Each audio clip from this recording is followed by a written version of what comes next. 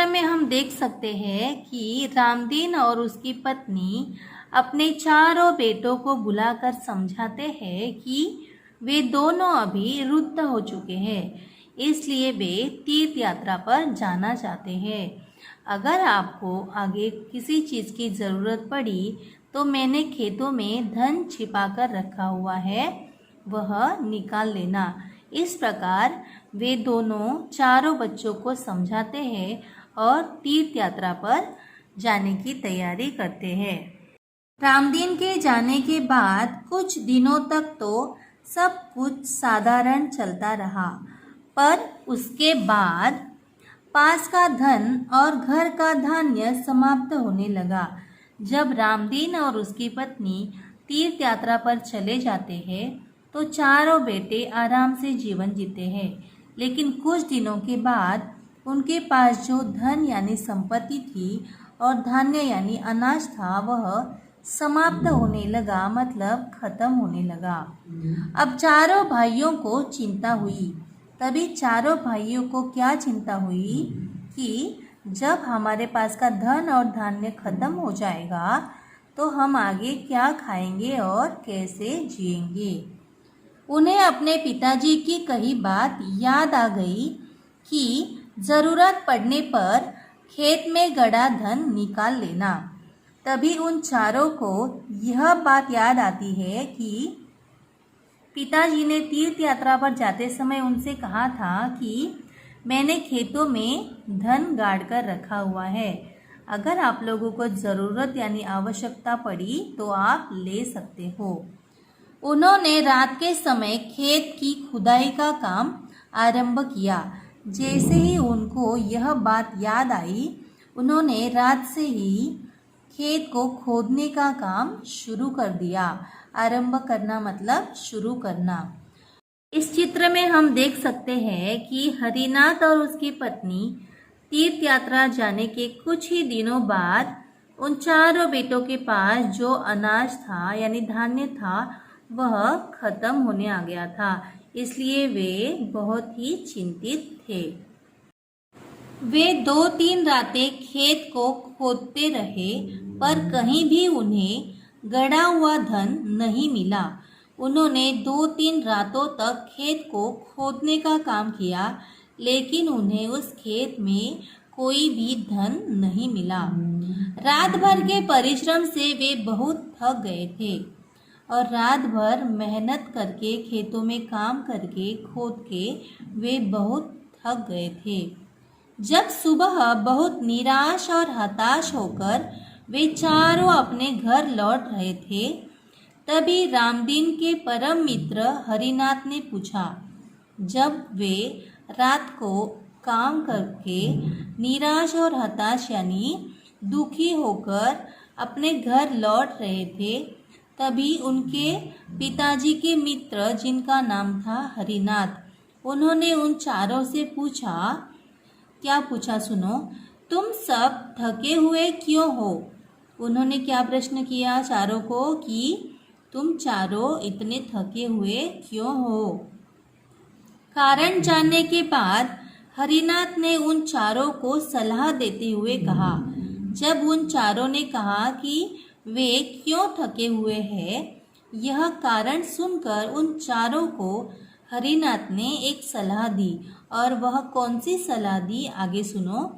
तुम लोगों ने खेत तो खोद ही लिया है।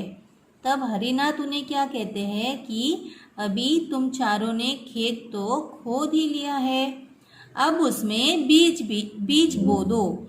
तभी वे कहते हैं कि अब उसमें बीज बो दो। चारों भाइयों के उदास चेहरों पर खुशी की लहर दौड़ गई और तभी चारों भाई खुश हो गए यह बात सुनकर कि हरिनाथ चाचा ने उनको कहा कि अभी खुदाई का काम अगर हो गया है तो उसमें बीज बो दो। इस चित्र में हम देख सकते हैं कि जब उन्हें यह बात याद आती है कि पिताजी ने कहा था कि खेतों में धन छिपा कर रखा हुआ है, तो वे चारों रात से ही खेत को खोदने का काम करते हैं और धन ढूंढने का काम करते हैं, लेकिन उन्हें कोई धन नहीं मिलता है। उन्होंने हरिनाथ के कहे अनुसार ही किया और जैसे हरिनाथ ने उनसे कहा कि अभी आप लोगों ने खेत को खोदने का काम कर दिया है तो उसमें बीज भी बो दो, तो उसके अनुसार उन्होंने किया। उसके बाद क्या हुआ, खेत में नन्हे नन्हे अंकुर निकल आए। बीज बोने के बाद उनके खेत में नन्हे नन्हे मतलब छोटे छोटे अंकुर मतलब छोटा कोमल पौधा या उसे कोपल भी कहते हैं जो निकल आए। उन चारों के मन में उत्साह जाग गया और यह देखकर उन चारों के मन में उत्साह मतलब साहस या हिम्मत जाग गई। वे निराई गुड़ाई करने लगे और उसके बाद उन्होंने क्या किया, खेतों में निराई गुड़ाई की। निराई का मतलब है निरर्थक घास फूस खोद कर निकालना। जो घास किसी काम की नहीं है उसे निकाल कर फेंक देना।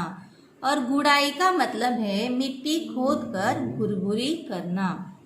फसल बहुत अच्छी हुई और उसके बाद उनकी फसल बहुत ही अच्छी हुई। हरिनाथ काका को धन्यवाद देकर वे फसल को बाजार में बेचने के लिए ले जाने की तैयारी में जुट गए। अभी यह सब किसके कारण हुआ था, हरिनाथ काका ने कहा था इसलिए उन्होंने क्या किया, हरिनाथ काका को धन्यवाद यानी थैंक यू या शुक्रिया कहा और वे अनाज लेकर बाजार जाने लगे बेचने के लिए। तब क्या होता है सुनो। उसी समय तीर्थ यात्रा से रामदीन और उसकी पत्नी लौट आए। वे जाने ही वाले हैं और उसी समय वहाँ पर कौन आता है, उनके माता पिता मतलब रामदीन और उसकी पत्नी। माता पिता के आते ही बेटों ने उनके चरण स्पर्श किए और जब माता पिता आते हैं तो वे चारों उनके चरण स्पर्श मतलब प्रणाम करते हैं। गाड़ी में लदे अनाज के बोरे देखकर रामदीन ने कहा।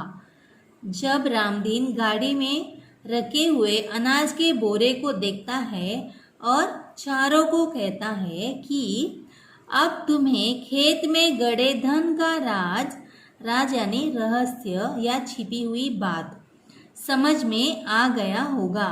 वे चारों को क्या कहते हैं कि अब तुम लोगों को यह समझ में आ गया होगा कि खेतों में कौन सा धन गड़ा हुआ था। चारों ने सिर हिलाकर स्वीकार किया और चारों ने फिर यह बात स्वीकार की और यह भी कहा कि हाँ पिताजी, अब हम यह भी समझ गए हैं कि जीवन में परिश्रम के बिना कुछ भी संभव नहीं है। और यह भी कहते हैं वे चारों कि हाँ पिताजी, हमें अभी समझ में आ गया और यह भी समझ में आ गया कि जीवन में अगर हम परिश्रम यानी मेहनत नहीं करेंगे तो हमें कुछ भी नहीं मिलेगा। परिश्रम से ही धन कमाया जा सकता है और परिश्रम करके ही मेहनत करके ही धन को कमाया जा सकता है।